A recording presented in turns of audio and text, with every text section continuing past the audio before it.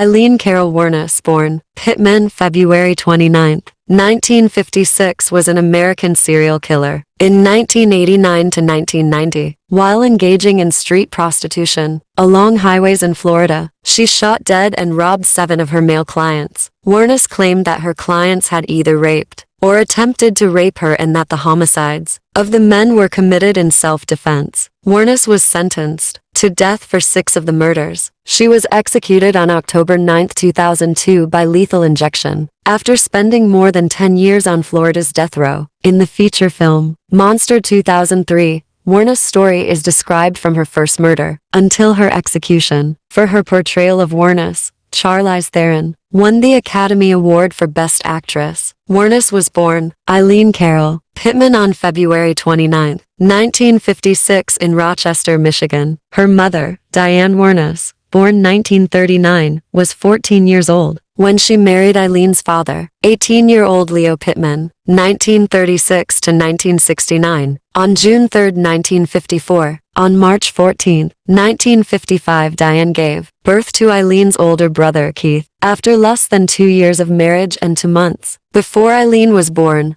Diane filed for divorce. She gave birth to Eileen at the age of 16. Wuornos never met her father. In 1967, Leo Pittman was sentenced to life imprisonment for kidnapping and raping a 7-year-old girl. Pittman was diagnosed with schizophrenia. He committed suicide by hanging in prison on January 301969. In January 1960, when Wuornos was almost 4 years old, Diane abandoned her children, leaving them with their maternal grandparents, Lori and Britta Wuornos, both alcoholics, who legally adopted Keith and Eileen on March 18, 1960. By the age of 11, Wuornos began engaging in sexual activities in school in exchange for cigarettes, drugs, and food. She had also engaged in sexual activities with her brother. Wuornos said that her alcoholic grandfather had sexually assaulted and beaten her when she was a child. Before beating her, he would force her to strip out of her clothes. In 1970, at age 14, she became pregnant after being raped by a family friend. Wuornos gave birth to a boy at a home for unwed mothers on March 23, 1971, and the child was placed for adoption. A few months after her son was born, she dropped out of school. At about the same time that her grandmother died of liver failure. When Wuornos was 15, her grandfather threw her out of the house, and she began living in the woods near her old home and supported herself through prostitution.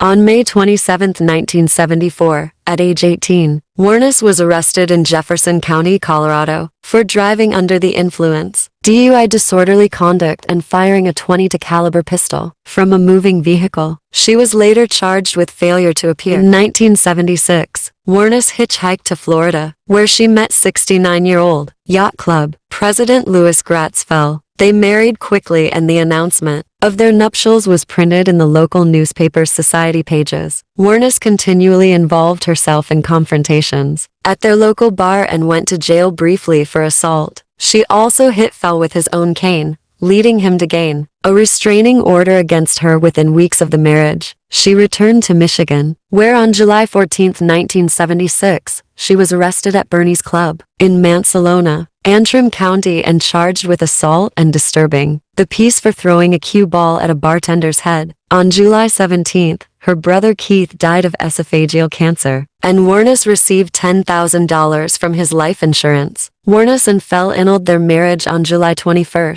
after only 9 weeks. In August 1976, Wuornos was given a $105 fine for drunk driving. She used the money inherited from her brother to pay the fine, and spent the rest within 2 months buying luxuries, including a new car, which she wrecked shortly afterwards. In 1978, at the age of 22, she attempted suicide by shooting herself in the stomach. Between the ages of 14 and 22, she attempted suicide 6 times. On May 20, 1981, Wuornos was arrested in Edgewater, Florida for the armed robbery of a convenience store, where she stole $35 and 2 packs of cigarettes. She was sentenced to prison on May 4, 1982, and released on June 30, 1983. On May 1, 1984, Wuornos was arrested for attempting to pass forged checks at a bank in Key West. On November 30th, 1985, she was named as a suspect in the theft of a revolver and ammunition in Pasco County. On January 4th, 1986, Warnes was arrested in Miami and charged with car theft, resisting arrest and obstruction of justice for providing identification bearing her aunt's name. Miami police officers found a .38 caliber revolver and a box of ammunition in the stolen car. On June 2, 1986,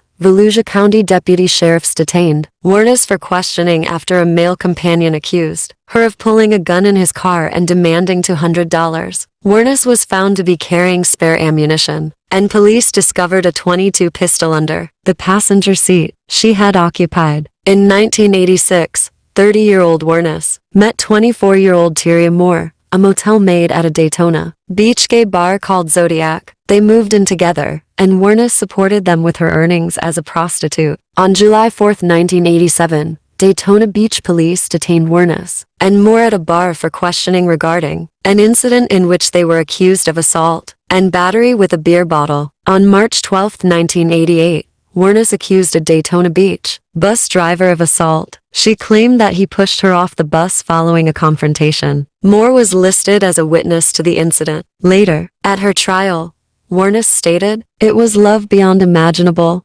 Earthly words cannot describe how I felt about Tyria." Before her execution, Warnes claimed to still be in love with Moore. Warnes murdered 7 men within 12 months. All the men were motorists between the ages of 40 and 65. Richard Charles Mallory, age 51, electronics store, owner in Clearwater. Date of murder November 30th, 1989. Warnes claimed that Mallory beat, raped, and sodomized her. After he drove her to an abandoned area for sexual services, Mallory was Warnes' first victim, and she claimed to have killed him in self-defense. Later, it became known that Mallory had previously been convicted of attempted rape in Maryland. 2 days after the murder, a Volusia County deputy sheriff found Mallory's abandoned vehicle. On December 13th, his body was found several miles away in a wooded area. He had been shot several times, and 2 bullets to the left lung were found to have been the cause of death. David Andrew Spears, age 47, construction worker in Winter Garden. He was declared missing as of May 19, 1990. On June 1, 1990, his naked body was found along US-19 in Citrus County. He had been shot 6 times with a .22 pistol. Charles Edmund Carskadden, age 40,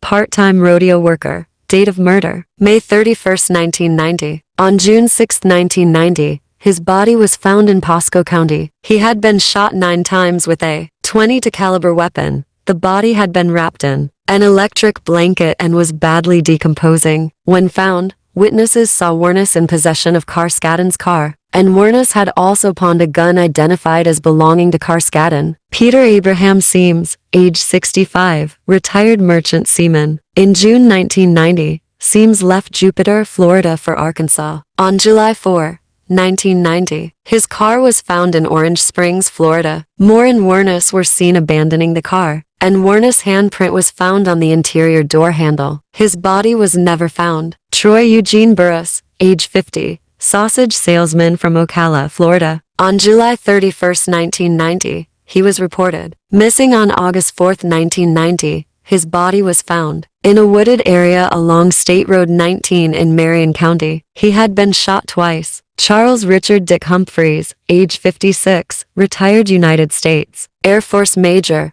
former state child abuse investigator, and former chief of police. Date of murder September 111990. On September 12, 1990, his body was found in Marion County. He was fully clothed and had been shot 7 times in the head and torso. His car was found in Suwannee County. Walter Gino Antonio, age 61, trucker, security guard and reserve police officer. On November 19, 1990, Antonio's nearly naked body was found near a remote logging road in Dixie County. He had been shot 4 times. 5 days later, his car was found in Brevard County. On July 4, 1990, Warnes and Tyria Moore abandoned victim Peter Seams' car after they were involved in an accident. Rhonda Bailey, who witnessed the accident, provided police with a description of two women, which later led to a media campaign to locate them. Police also found some of the victims' belongings in pawnshops. Warnes' fingerprint that was found on a receipt at one of the pawnshops matched the print that was left in Seams' car. Warnes had a criminal record in Florida and samples of her prints were in a database. The Last Resort bar in Volusia County, where Warnes was arrested. On January 9, 1991, Warnes was arrested at the Last Resort Biker Bar in Volusia County on the pretext of an outstanding warrant. In the name of Lori Grody, police located Moore the next day in Pittston, Pennsylvania. She agreed to elicit a confession from Warnes in exchange for immunity from prosecution. Moore returned with the police to Florida, where she was put up in a motel under police guidance. She made numerous telephone calls to Warnes, pleading for help in clearing her name. 3 days later, on January 16, 1991,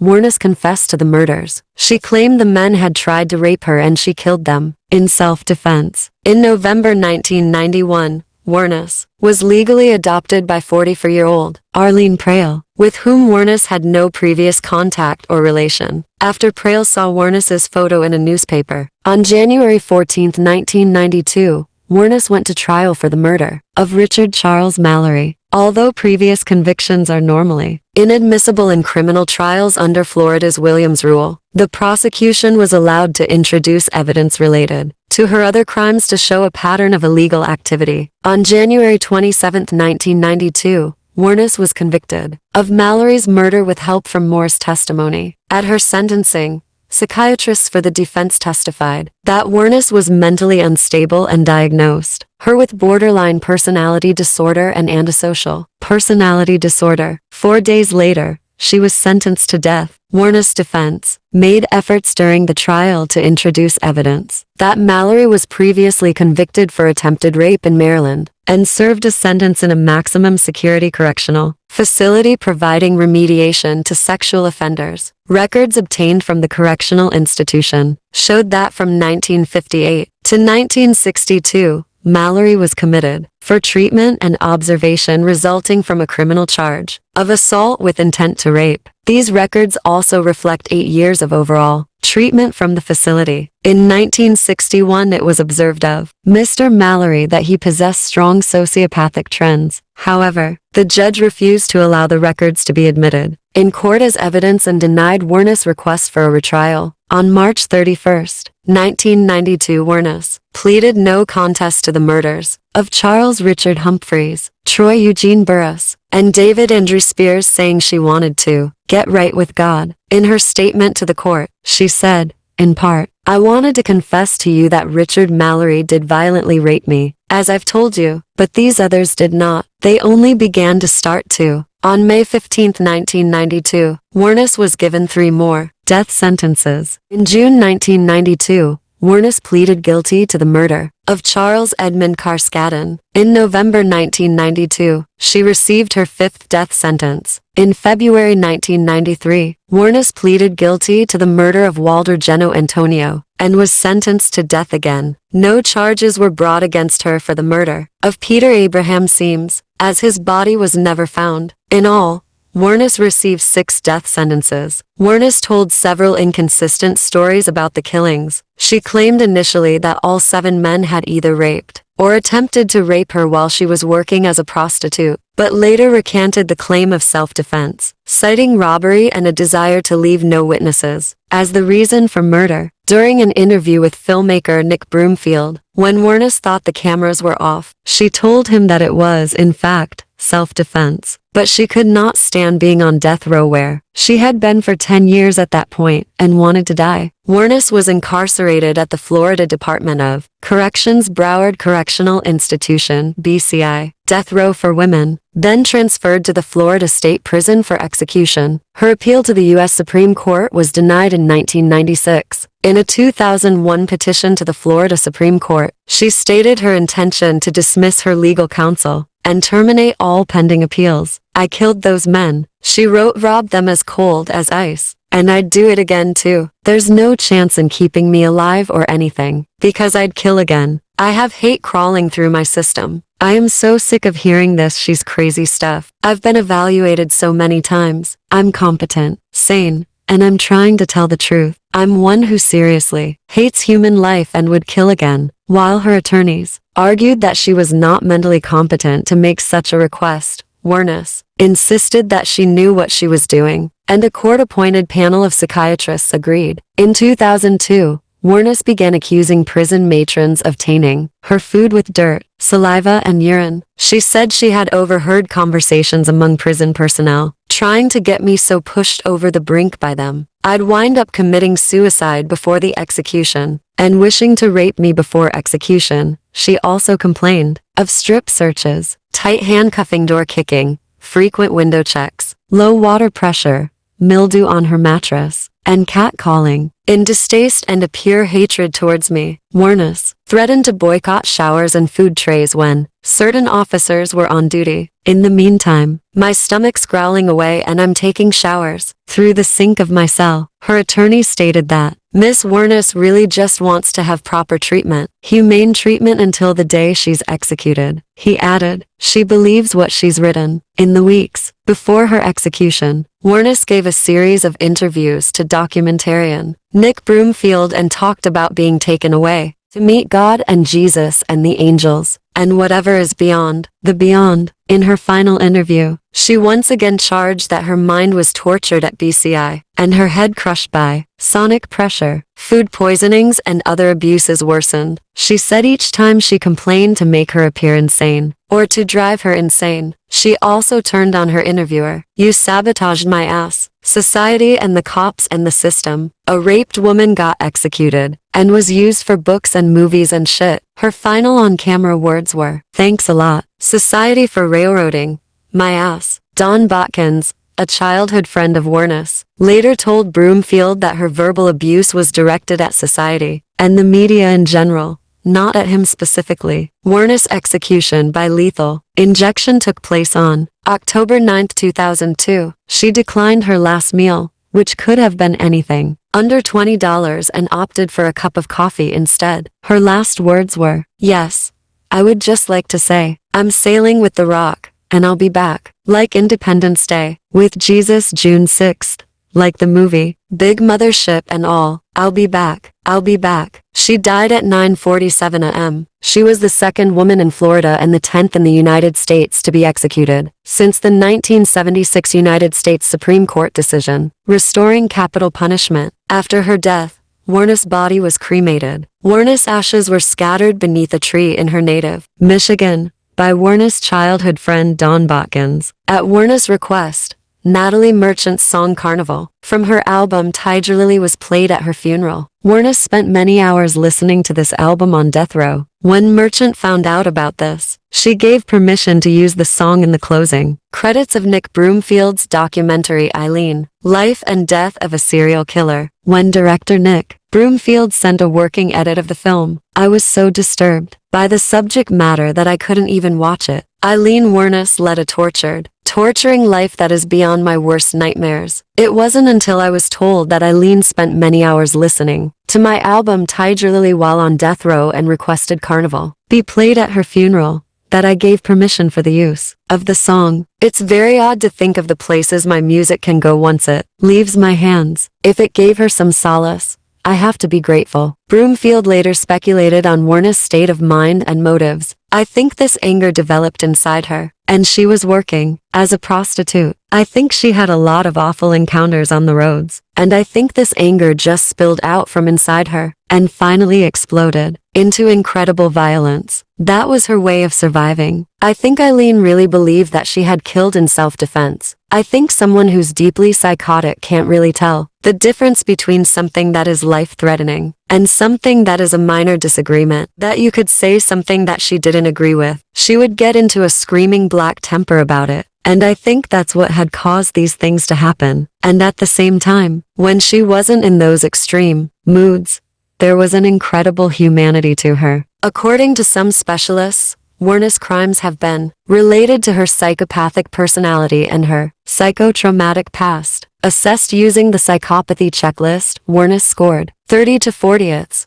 with the cutoff score of 30. For determining psychopathy, Warna was also known to meet the relevant criteria for determining borderline personality disorder and antisocial personality disorder. According to Bryce Arrigo, Warna's childhood sexual abuse and career in sex work irrevocably damaged her, and it could be seen that traumatic experiences throughout most of her young life could play a part in Warna's psychological state, including her biological mother's departure, as well as her grandmother, ignoring the abuse she endured from her grandfather, thus leading to the lack of development of a mother-daughter bond for Warna as a young girl. The damage was then made worse because both Warna and her brother believed that their grandparents were their biological parents, but at the age of 11 they learned that this was not the case, which further damaged the relationship between Warna and her adoptive parents. Warna was also known to have early behavioral problems such as having an explosive temper, which limited her ability to make friends, as well as making it increasingly difficult for her to maintain relationships. Her traumatic upbringing, including her physical and sexual abuse, have been partially linked to the development of her borderline personality disorder. Such severe trauma can also disrupt the structuralization of the mind